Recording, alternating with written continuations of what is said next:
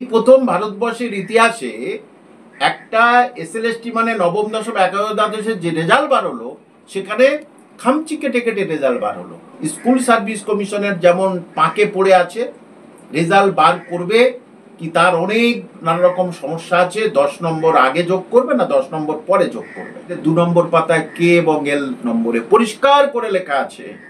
তাহলে এদের যদি 10 নম্বর যোগ করে দেয় কোর্ট কেস হবে। এখন মধ্যে সংখ্যালঘু প্রেম কিছু নেই, চোর চিটিংবাজদের সঙ্গে ওনার প্রেম যতটা আছে, চোর চিটিংবাজদের সঙ্গে প্রেম প্রীতি ছাড়া তো ওনার কিছু নেই।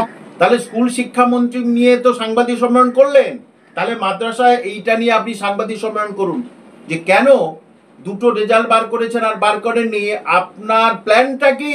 নিশ্চয়ই ওর ভিতরে কিছু ঘাপলাবাজি করে রেখেছে, মানে মনের জোর নেই, সৎসাহস নেই, আইনত কিছু হচ্ছে কি পূর্ণতা নেই, সেই জন্য এরকম এই কটা পেরেছে এই কটা দিয়েছে যে এই কটা আমাদের বাবা ঠিকভাবে আছে, তাহলে বাদ বাকি তো আমাদের ঠিকভাবে নেই।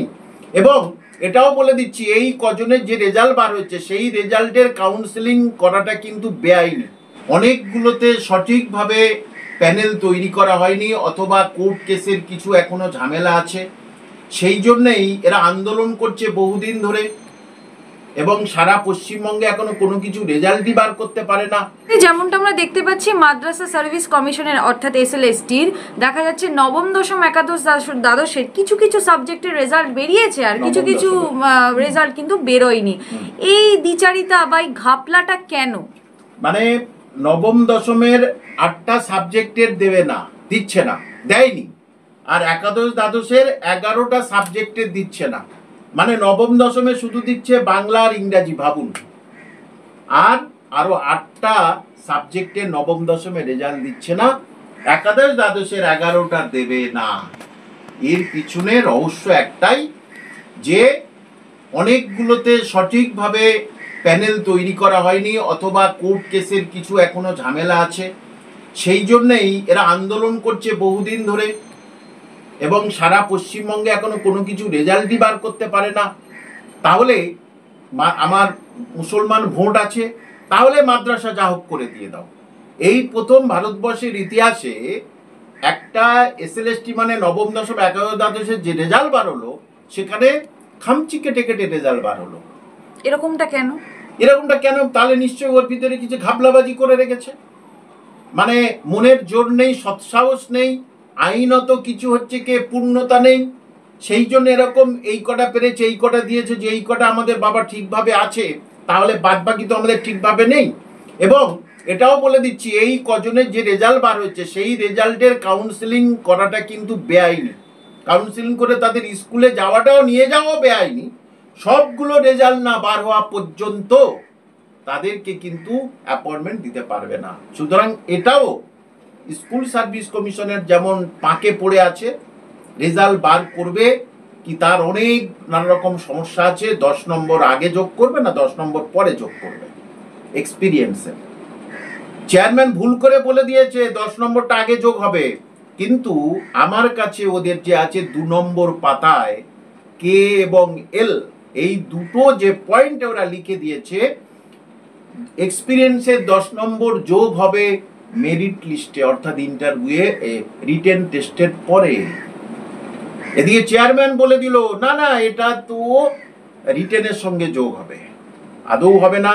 এই নিয়ে কিন্তু কেস হতে চলেছে বলে দিলাম, এবং সেটা ইচ্ছা করে সিদ্ধার্থ মজুমদার এই কথাটা বললেন। আপনারা লিখে দিয়েছেন, কলকাতায় গেজেটে বার হয়েছে যে এটা রিটেনের সঙ্গে একাডেমিকটা যোগ হবে, মানে ফ্রেশার এবং নিউ সবার, ফ্রেশার এবং ওল্ড, কিন্তু আপনার 10 নাম্বারটা যোগ হবে না। 10 নাম্বার যোগ হবে, আমি পাঠক বন্ধুদের বলে দিচ্ছি, কলকাতা গেজেটে 2 নম্বর পাতায় কে এবং এল নম্বরে পরিষ্কার করে লেখা আছে।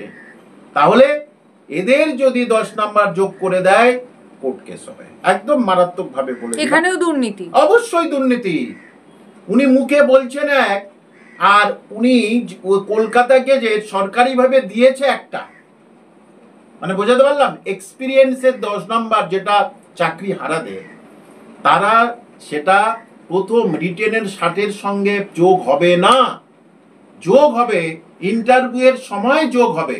কিন্তু সিদ্ধার্থ মজুমদার ব্রাত্য বসুকে পাশে বসিয়ে বলে দিলেন ওটা যোগ হবে আগে। তাহলে মুখ্যমন্ত্রী সংখ্যালঘু প্রেম কোথায় গেল? কিচ্ছু নেই, মুখ্যমন্ত্রী সংখ্যালঘু প্রেম কিছু নেই। চোর চিটিংবাজদের সঙ্গে ওনার প্রেম যতটা আছে, চোর চিটিংবাজদের সঙ্গে প্রেম প্রীতি ছাড়া তো ওনার কিছু নেই। সংখ্যালঘু সম্প্রদায়ের যে উন্নতি বা উন্নতিকরণ হওয়া সম্ভব তিনি কি চান না একেবারেই? তাহলে এই যে আপনি যেমনটা বলছেন যে মাদ্রাসা সার্ভিস কমিশন এই রকম ঘাপলা কেন, মানে এরকম কিছু বার করেছে কিছু বার করেনি, এইটা তো ওনাকে তো জবাব দিয়ে দিতে হবে। উনি তো মাদ্রাসা শিক্ষামন্ত্রী, উনি তো স্কুল শিক্ষামন্ত্রী নন।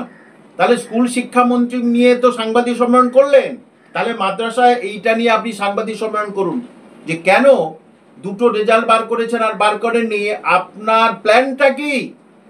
দয়া করে সংখ্যালঘু সম্প্রদায়ের, এখানেও হিন্দু ভাই বোন পরীক্ষা, মাদ্রাসা মানে কিন্তু শুধু মুসলমান নয়, সেখানে 70 থেকে 80% এখন হিন্দু ভাই বোন তারা মাদ্রাসা চাকরি পাচ্ছে।